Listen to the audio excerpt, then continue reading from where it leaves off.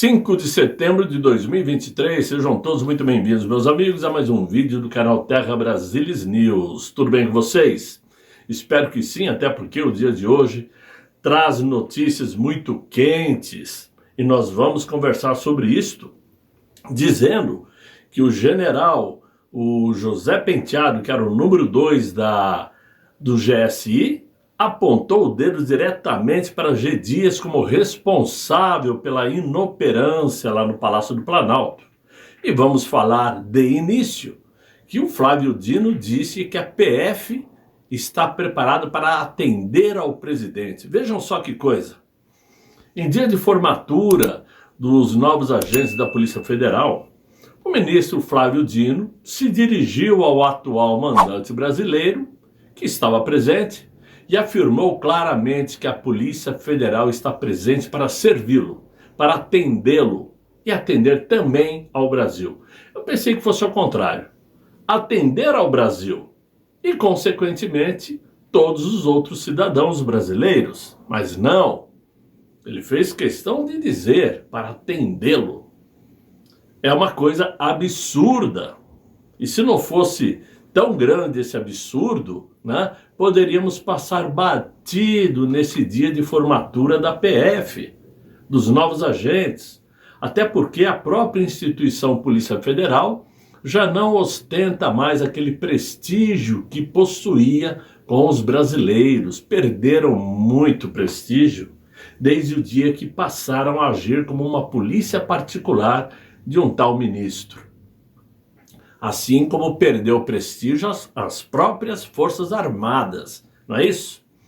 Desde aquele dia fatídico em que o ministro do Supremo vetou a indicação do delegado Alexandre Ramagem para ocupar a direção da Polícia Federal, uma indicação do ex-presidente Jair Bolsonaro, a imprensa se preocupou em apontar a suposta interferência do ex-presidente na instituição, o que fez, inclusive, com que o ex-ministro da Justiça, Sérgio Moro, se demitisse do governo debaixo dos holofotes da Rede Globo, acusando o então presidente de interferência.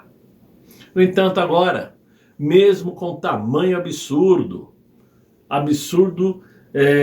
que já é um ato natural de Flávio Dino, né? A imprensa ouve e se cala. Pouco diz, pouco comenta, não se preocupa em condenar o atual governo de interferência na Polícia Federal. Que mais claro do que essa situação é impossível.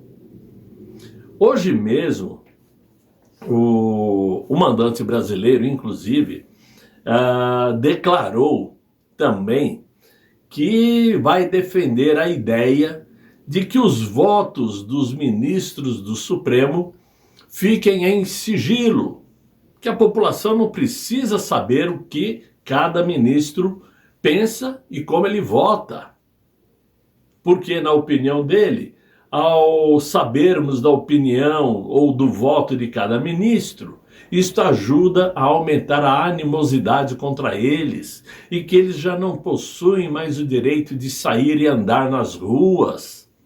Esse é o pensamento daquele que diz que vai defender o Brasil, defender a liberdade do povo, defender a democracia.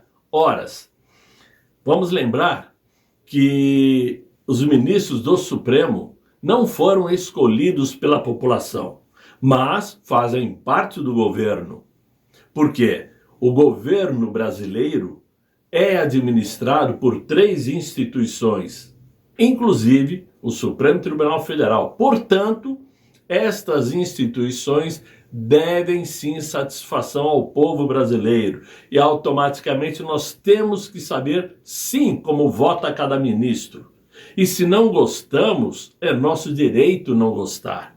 Se repudiamos, é nosso direito não repudiar.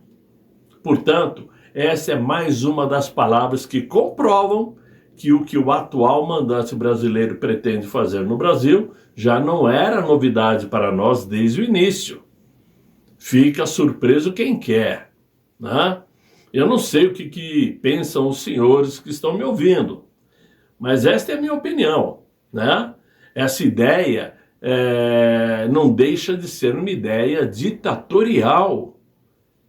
E nesse caso, por incrível que pareça, hoje, pela primeira vez, vou concordar com a blogueira que se diz economista, Miriam Leitão, que num lapso de posicionamento também criticou as palavras do atual presidente brasileiro, dizendo que esta é uma ideia que contraria a democracia. Claro que nenhum de nós conservadores estamos surpresos com esse tipo de atitude, né? Tanto do atual presidente, quanto de seu ministro, que vem sendo aí a cereja do bolo da esquerda brasileira, né? E talvez por isso vá conseguir sua boquinha ocupando uma cadeira do Supremo Tribunal Federal. Quem sabe, né? Mas a notícia que chamou a atenção no dia de hoje foi a de que o ex-número 2 do GSI, o general Carlos José Assunção Penteado, deu versões conflitantes com o depoimento feito pelo general Gonçalves Dias na CPI do Distrito Federal. Pois é, o DF está fazendo sua CPI sobre os atos antidemocráticos de 8 de janeiro. E a afirmação do general Carlos Penteado foi feita de uma forma inesperada pela base do governo, pois ele afirmou que se tivesse havido uma informação mais completa, ou melhor dizendo, se não houvesse tido uma retenção de informações pelo general Gonçalves Dias, o resultado daquele dia 8 de janeiro poderia ter sido diferente. Ou seja, na opinião dele, Gonçalves Dias escondeu informações. Ora, também nessa mesma CPI do Distrito Federal, o general Gonçalves Dias chegou a dizer que José Penteado relatou uma situação tranquila às 14 horas daquele domingo, dia 8. Então Gonçalves Dias falou o seguinte: decidi ligar para o celular do general Penteado, que me disse que estava tudo normal, tudo tranquilo, e que eu não precisaria ir ao Palácio do Planalto naquele dia. Mas permaneci inquieto e decidi ir até lá, disse G. Dias.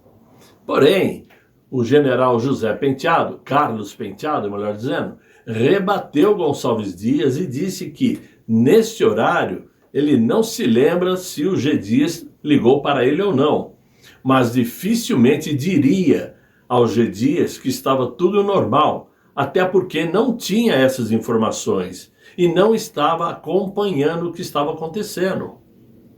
Ele, Gonçalves Dias, recebeu da ABIN, desde muito antes, todos os alertas que só ficamos sabendo posteriormente.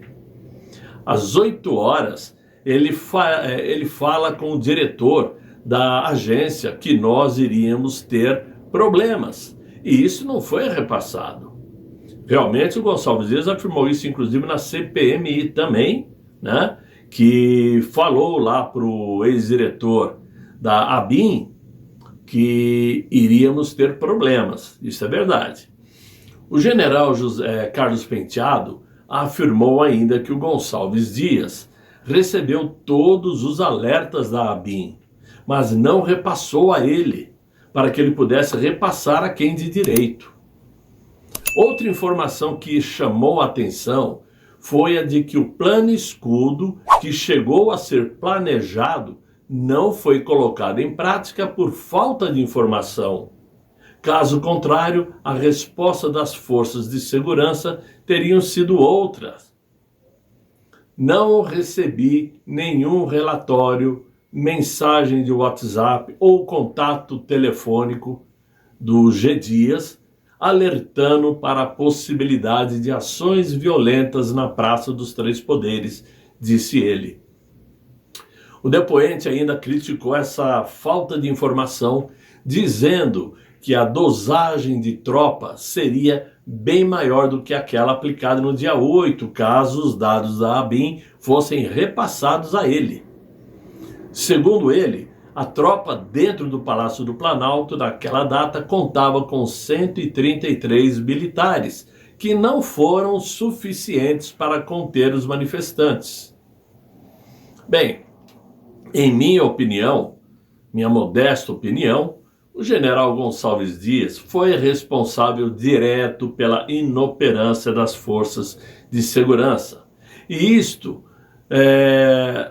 se não foi também conivente e cúmplice, pois o ministro que está em sua casa e resolve ir ao Palácio do Planalto em pleno domingo, é porque está sabendo de algo.